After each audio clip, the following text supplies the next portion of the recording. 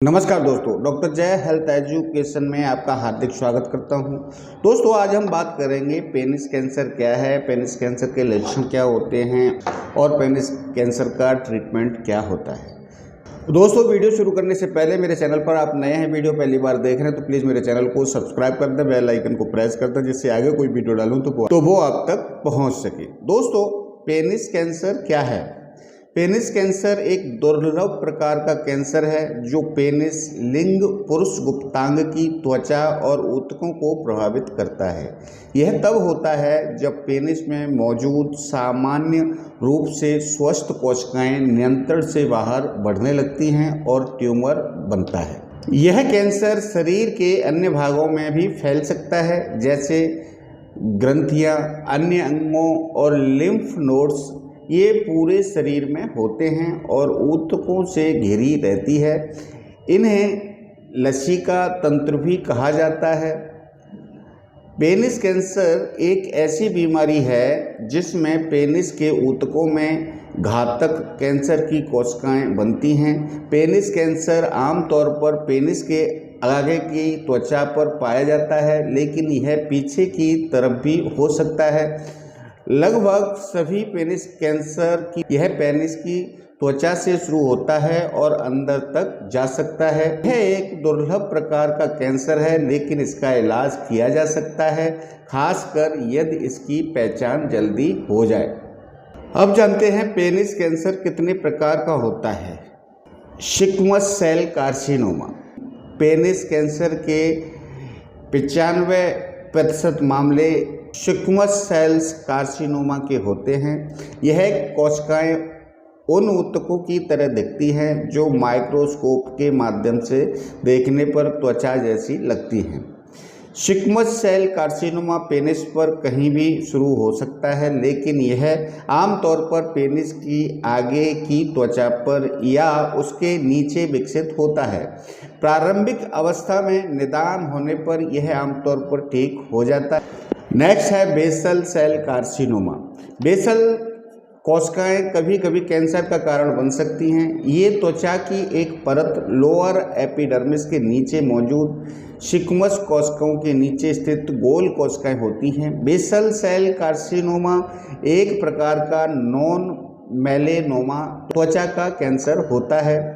Penis cancer के सब मामलों में से 2% से कम बेसल सेल कैंसर होता है। नेक्स्ट है मेलेनोमा। एपिडर्मिस की एक गहरी परत में मेलानोसाइट्स नामक कोशिकाएं होती हैं। ये कोशिकाएं मेलानिन बनाती हैं जो त्वचा को रंग देती हैं। मेलेनोमा मेलानोसाइट्स में शुरू होता है। यह त्वचा कैंसर का सबसे गंभीर प्रकार है। इस प्रकार का कैंसर कभी कभी पेनिस की सतह पर होता है। नेक्स्ट है सारकोमा। लगभग 1% पेनिस कैंसर सारकोमा होते हैं। सारकोमा उन ऊतकों में विकसित होता है जो शरीर को सहारा देते हैं, वो जोड़ते हैं, जैसे रक्त वाहिकाएं, मांसपेशियां और फेट।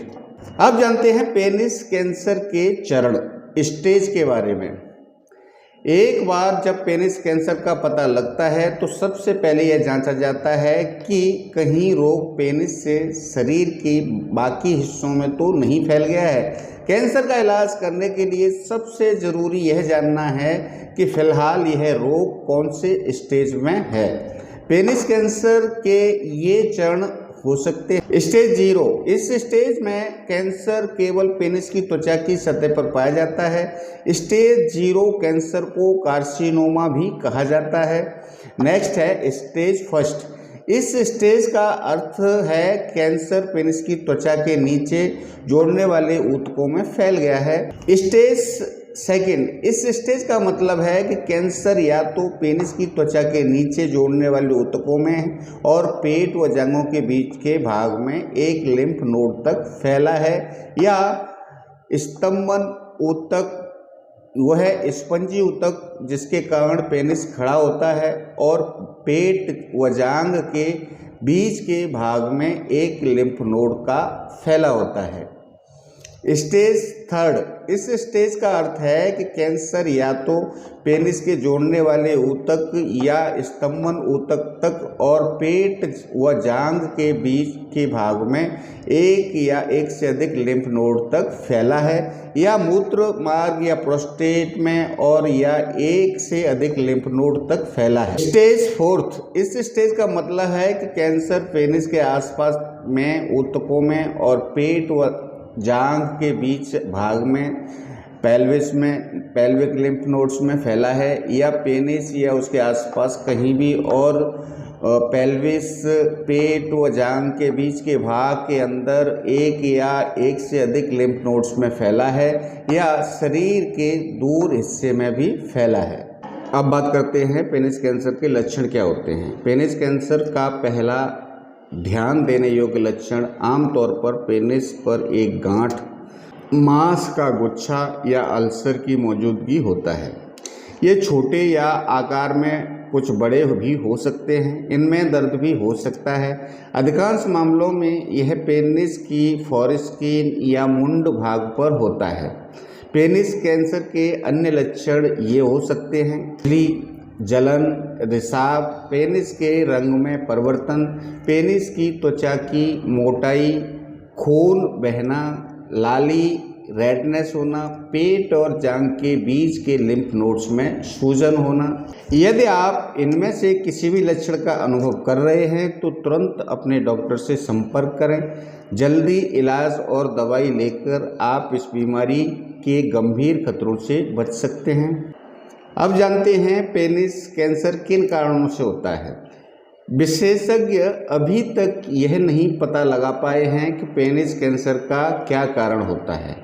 खतना न होना इसका एक कारण हो सकता है। ये शारीरिक तरल पदार्थ पेनिस की त्वचा में फंस जाते हैं और ठीक से साफ नहीं किए जाते हैं तो वे कैंसर की कोशिकाओं का विकास का कारण बन सकते हैं। कुछ शोध से पता चला है कि HPV ह्यूमन पैपिलोमा वायरस के कुछ उपभेदों के संपर्क में आए पुरुषों को पेनिस कैंसर होने की संभावना अधिक हो सकती है। इस प्रकार का कैंसर 60 वर्ष से अधिक उम्र के पुरुषों में, धूम्रपान करने पुरुषों में और उन लोगों में अधिक आम है जिनकी प्रतिरक्षा प्रणाली कमजोर है। अब मैं बताना चाहता हूँ, ऐसे पुरुषों में पेनिस कैंसर का खतरा अधिक होता है। 60 साल से अधिक उम्र के हैं, धूम्रपान करते हैं, स्वच्छता का ध्यान नहीं रखते हैं, कम स्वच्छता वाले क्षेत्रों में रहते हैं, यौन संक्रमित संक्रमण से ग्रस्त हैं जैसे ह्यूमन पैपिलोमा HPV।